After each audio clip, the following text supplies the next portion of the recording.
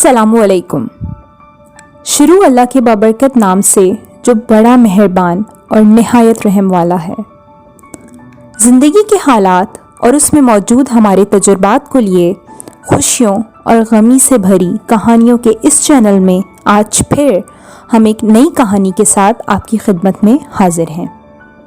अगर आप भी हमसे अपनी ज़िंदगी का कोई वाक़या बांटना चाहते हैं तो डिस्क्रिप्शन में दी गई ईमेल पे हमें अपनी कहानी भेज सकते हैं। आइए तो बगैर वक्त ज़ाया किए चलते हैं आज की कहानी की तरफ। लेकिन उससे पहले आपने अगर हमारा चैनल कुछ अनकही बातें अभी तक सब्सक्राइब नहीं किया तो बराए करम इसे सब्सक्राइब कर लें और बराबर में दिए गए घंटी के निशान को दबाएं ताकि हर नई कहानी की नोटिफिकेशन आप तक पहुंचे आसानी से। अस्सलामु अलैकुम, हेलो, नमस्ते। मेरा नाम नाजिश है और उम्र 29 साल। मेरी तालीम पोस्ट ग्रेजुएशन है और मैं एक प्राइवेट कॉलेज में लेक्चरर के फ़राइज़ सर अंजाम दे रही हूँ। मैं पंजाब के शहर सियालकोट में रहती हूँ। जी हाँ, सियालकोट। सियालकोट जो खेलों के सामान की वजह से पूरी दुनिया में मशहूर है। मैं आज आपके सामने अपनी कहानी लेके हाजिर हुई हूँ। सुनने और देखने वालों से मेरी गुजारिश है, मुझे माकूल मशवरा दीजिएगा कि मेरी रहनुमाई हो सके। कहानी ऐसे शुरू होती है कि हमारे घर और ख़ानदान की रस्म व रवायात काफ़ी मिलने जुलने वाली और खुशनुमा है। हमारा तकरीबात में आना जाना, मिलना जुलना एक आम सी बात है। शायद यही वजह है जो आज मैं इस मुकाम पे आ पहुंची हूँ जहाँ मुझे कुछ समझ नहीं आ रहा कि ज़िंदगी अब मुझे कहाँ लेके जाएगी या कहीं का छोड़ेगी भी या नहीं। वो मुझे अक्सर ख़ानदान की तकरीबात में देखता था। मैं बेखबर थी, बिल्कुल बेखबर, अपनी ही दुनिया में मसरूफ़। जी हाँ, वो मेरी फुप्पो की देवरानी का बेटा था, कामरान। कामरान एक प्राइवेट दवा साज कंपनी में सेल्स डिपार्टमेंट में काम करता था। बहुत ही कम तालीम का मालिक था जो मुश्किल से एफए ही कर सका था। उसके घर के माली हालात इतने अच्छे नहीं थे जो वो 3 वक्त का भी अच्छा खाना अपने घर को मुयस्सर कर सके। लेकिन ये सब बातें ना मुझे पता थीं, ना कोई अंदाज़ा था। इस कदर कि मुझे ये भी नहीं पता था कि कामरान नामी शख्स हमारे ख़ानदान में कोई शुमार भी होता है। पता तो तब चला जब आज से ठीक 4 साल पहले मुझे फ़ेसबुक पे मैसेज आया। जी ज़ाहिर है मैसेज रिक्वेस्ट में मौजूद था। मैसेज कुछ यूँ था, अस्सलामु अलैकुम नाजिश, मैं कामरान। क्या तुमने मुझे पहचाना? आज ही हमारा टकराव असलम साहब के बेटे के वलीमे में हुआ था।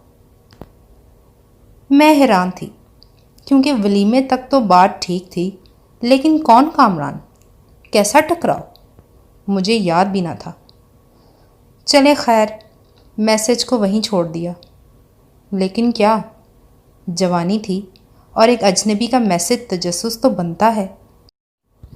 और इसी तजस्सुस ने मुझे 2 रातों तक ठीक से सोने भी ना दिया। और आखिर एक रात मैं फिर मैसेज रिक्वेस्ट के ऑप्शन में गई और वहाँ से जाके मौसूफ़ की प्रोफाइल तक पहुँच गई। तस्वीर देखी तो पता चला कि हाँ, ये हमारे ख़ानदान का ही लड़का है। अब सोचा क्या करूँ, रिप्लाई करूँ या ना। सोचा रिप्लाई करती हूँ तो गलत ना समझे। उसी वक्त ये भी ख्याल आया, अगर गलत ही समझना होता तो मैसेज ही क्यों करता।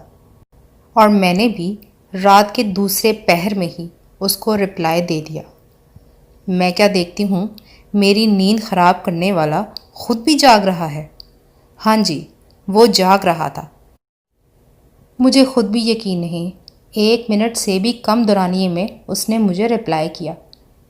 चलो कोई नहीं, दुआ सलाम हुई, खैर आफियत, फिर बात ख़त्म और मैं भी सुकून के साथ सो गई। वो सुबह 11 बज गए मुझे उठते उठते। अम्मा ने भी खूब डांटा, لیکن اس رات کی مختصر سی گفتگو نے میری زندگی کا ایک نیا باب کھول دیا۔ جی ٹھیک سنا آپ نے، نیا باب۔ اب اس کا میسج کرنا معمول بن گیا۔ روز میسج کرتا، کبھی کوئی بہانہ تو کبھی کوئی۔ میں بھی بعض اوقات اسے رپلائی کرتی تو کبھی نظر انداز کر دیتی۔ لیکن ایک دن اس کا عجیب سا میسج آیا۔ اب عجیب تھا یا مجھے لگا، یا سچ بتاؤں تو مجھے اندازہ تھا کہ یہ عجیب سا میسج ایک دن تو آنا ہی ہے۔ جی ہاں، آپ کا اندازہ بالکل درست ہے۔ اس نے مجھے پروپوز کیا۔ موصوف شادی کرنا چاہتا تھا مجھ سے، اور میرا کیا جواب ہونا؟ ایک ہی جھٹکے میں جواب گیا، پاگل ہو گئے ہو؟ اور یہاں اس کا کہنا تھا وہ بچپن سے پسند کرتا ہے، اسکول کے دنوں سے۔ چلو پھر بھی میں ایسے کیسا سوچ سکتی ہوں، وہ بھی اتنا اچانک۔ لیکن بات ہوتی رہی۔ ہاں، اس کو دوستی کہہ سکتے ہیں۔ لیکن کیونکہ دل کی بات زبان پہ آ چکی تھی تو میں بھی مطمئن نہ تھی، اور وہ منحوس تو بڑا ہی پر امید تھا۔ چلیں جی، امید پہ تو دنیا قائم ہے، اور اس کی امید کو دیکھ کے اب میرا بھی دل دھیرے دھیرے پگھل رہا تھا۔ یہاں میری جاب کے نئے دن تھے، اور یہ جناب ایک لمبا سفر طے کر کے پسرور سے میری صرف 10 منٹ کی جھلک دیکھنے کے لیے آ جاتا۔ یہ کافی بار ہوا، صرف ایک جھلک کے لیے۔ اس کی یہ عادت جتنا مجھے غصہ دلاتی، بالکل اتنا ہی اس کے لیے سود مند ثابت ہو رہی تھی۔ میری نا اب ہاں میں تبدیل ہو رہی تھی، لیکن میں اظہار نہیں کر پا رہی تھی۔ جانتے تو آپ بھی ہوں گے ایک مشرقی لڑکی کے خیالات اور آداب۔ پھر کیا ہونا تھا؟ الفاظوں کا استعمال کیے بغیر میں نے اپنے انداز سے رضامندی ظاہر کر دی۔ اس دن بہت خوش تھا وہ، میں بھی خوش تھی کافی، لیکن گھر کو کیسے بتایا جائے؟ آخر کار وہ تعلیم اور مالی حالات دونوں میں کم تھا ہم سے۔ دوسری بات، وہ خود بھی اس قابل نہیں تھا کہ اتنی ہمت جٹا کے ابو سے آ کے بات کرے، جبکہ دوستی اب تعلق میں تبدیل ہو چکی تھی۔ اب خاندان کی تقریبات کا انتظار کیا جاتا تھا کہ کوئی تقریب ہو تو محبوب کو دیکھا جا سکے، اور یہ تقریبات پھر تو ہونے کا نام ہی نہیں لیتی تھیں۔ کہیں تو انتظار مشکل ہو رہا تھا، اور ہم دونوں خدا سے اکثر شکایات کر رہے ہوتے تھے کہ وہ ہمارا امتحان لے رہا ہے۔ کوئی ایسا دن، شام، رات نہ تھی جب ہماری بات نہ ہوتی ہو۔ وہ بہت خیال رکھتا تھا میرا، ہر پسند ناپسند کا خیال رکھنا، اور وہ سب کچھ کرنا جو ایک لڑکی سوچ سکتی ہے۔ میں مطمئن تھی اور انتظار میں تھی کہ کب آئے گا اور مجھے لے کے جائے گا اپنے گھر، اپنے نکاح میں۔ یہ انتظار طویل تھا، لیکن اعتبار اور امید قائم تھی۔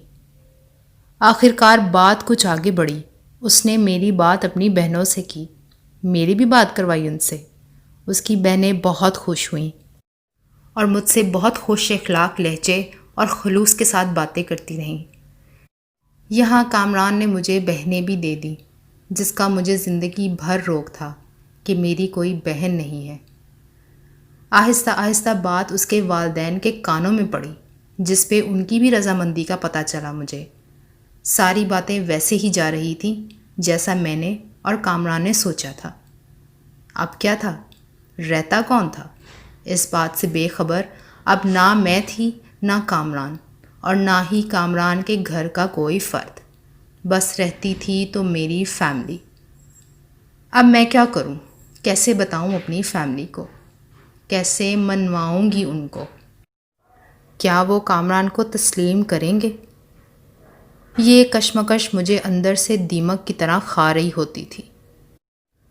وہاں پہ بھی اگر کوئی میرا سہارا ہوتا تو وہ صرف کامران تھا۔ اس نے مجھے کبھی اکیلا نہیں چھوڑا، ہر مشکل وقت میں میرا ساتھ دیا اور میری ہر تکلیف کو اپنا سمجھا۔ لیکن میں اب بھی فیملی کو بتانے کی پوزیشن میں نہ تھی۔ وجہ جو بتا چکی ہوں آپ کو، کامران کے مالی حالات۔ کامران کا کہنا تھا مجھے بہنوں کی شادی کروانے دو، سیٹل ہو جاؤں تو خود والدین سے بات کروں گا۔ میں بھی یہی چاہتی تھی کہ وہ رشتہ بھیجے تو میں اپنی رضامندی ظاہر کروں، پھر اگر نہ بھی مانے تو ضد کر کے منوا لوں گی، خود مختار جو ہوں میں۔ اب یہ انتظار مہینوں سے سالوں میں تبدیل ہو چکا تھا۔ میرا کامران کے ساتھ اس کے گھر والوں سے بھی اب بات کرنا معمول کا حصہ بن چکا تھا۔ اکثر اس کی امی اور بہنیں مجھے کال کرتیں اور شکایتیں لگاتیں۔ اس عرصے میں نے اس کی بہنوں کی کافی مالی مدد بھی کی۔ وقت گزرنے کے ساتھ اب میری شادی کی فکر بھی میرے گھر والوں کو بڑھتی جا رہی تھی۔ اچھے رشتے آ رہے تھے، جیسے کہ سب کو پتہ ہے نوکری والی لڑکی تو سب کو ہی ایسی لڑکی چاہیے، لیکن یہاں اتنے اچھے اور امیر رشتے آ رہے تھے کہ میرا دل گھبرا رہا تھا کہ میں کیسے جسٹیفائی کروں گی اپنی پسند اپنے گھر والوں کے سامنے، کیسے موازنہ کر پاؤں گی، کہاں یہ رشتے اور کہاں کامران۔ لیکن جب چاہت جھوپڑی میں رہنے کی ہو تو شیشے کے محل بھی آپ کا دل نہیں پگھلا سکتے۔ میں نے ہر رشتے میں کوئی نہ کوئی نقص نکال کے اس کو منع کیا۔ میرے گھر والے سمجھتے تھے کہ میں شادی ہی نہیں کرنا چاہتی، اور میں بتا بھی نہیں سکتی تھی کہ میں کسی کا انتظار کر رہی ہوں، کیونکہ کامران نے صاف منع کیا تھا بتانے سے۔ یہ تعلق سالوں چلا اور میرا انتظار بھی۔ آپ یقین نہیں کریں گے، میں نے 5 سال اس کا انتظار کیا۔ ان 5 سالوں میں نے کیسے جواب دیے اپنے گھر والوں کو، خاندان والوں کو، ہر اس شخص کو جو کہتا تھا کہ عمر ضائع کر رہی ہے اپنی۔ لیکن میں جواب دیتی تھی، الٹا سنا بھی دیتی تھی، کیونکہ میں خود کو ضائع نہیں کر سکتی تھی، کسی کا انتظار کر رہی تھی میں۔ میرا یہ یقین کامران پہ ہمیشہ مجھے ہمت دیتا تھا معاشرے کے ایسے افراد کو چپ کروانے میں۔ بے شک پھر پیٹھ پیچھے جا کے زہر اگلتے تھے وہ لوگ۔ رفتہ رفتہ کامران کو ترقی بھی ملنا شروع ہو گئی۔ تعلیم کم تھی لیکن محنتی تھا، حساب کتاب کو خوب جانتا تھا، اور ہر چیز کو بہتر طریقے سے مکمل کرنے کا فن بھی پتہ تھا اس کو۔ مجھے بھی یہی امید تھی کہ وہ ہمارے تعلق کو جائز طریقے سے بہترین انداز میں نبھائے گا اور پورا کرے گا۔ اب بات اس کی بہن کی شادی کو آ پہنچی۔ امید کی ایک اور کرن نظر آئی۔ اس وقت اسے پیسوں کی ضرورت تھی۔ وہ خود نہیں بتا پا رہا تھا، لیکن اس کے لہجے سے یہ بات واضح تھی کہ وہ بہت پریشان ہے۔ اوپر سے اس کے گھر کے ہر فرد سے تو رابطہ تھا میرا، تو میرے لیے مشکل نہ تھا جاننا کہ وہ کیوں پریشان ہے اور اسے کس چیز کی ضرورت ہے۔ میں نے حسب توفیق اس کی بھرپور مدد کی۔ اب انتظار تھا تو صرف اس بات کا کہ بہن کی شادی کا کارڈ کب آئے گا ہمارے گھر، اور کب میں شادی میں جاؤں گی اور کامران کو دیکھوں گی۔ کامران کا سوٹ بھی میں نے ہی ڈیزائن کیا تھا۔ باتیں چل چکی تھیں، خاندان میں سب کو پتہ تھا کہ کامران کے گھر میں شادی ہے، اور حسب عادت جیسے ابو کسی کی کوئی دعوت مس نہیں کرتے تھے، تو وہ بھی دماغی طور پر تیار تھے کہ اگلے مہینے پسرور جانا ہے شادی اٹینڈ کرنے۔ میں بہت خوش تھی۔ میرا انتظار اب ختم ہونے والا تھا، اور میرا انتظار ختم بھی ہو گیا۔ لیکن اب میں خوش نہ تھی۔ ہمارے گھر پہ شادی کا کارڈ آ چکا تھا، جس پہ 1 نہیں 2 شادیاں درج تھیں، صرف بہن کی نہیں بلکہ کامران کی بھی۔ وہ شادی کر رہا تھا، اور میرا انتظار مکمل اس وقت ہوا جب میں نے یہ سب دیکھ کے کامران کو کال ملائی اور اپنا نمبر بلاک پایا۔ آج اس کی شادی ہے، اور میرے انتظار کو مکمل ہوئے آج پورے 13 دن گزر چکے ہیں۔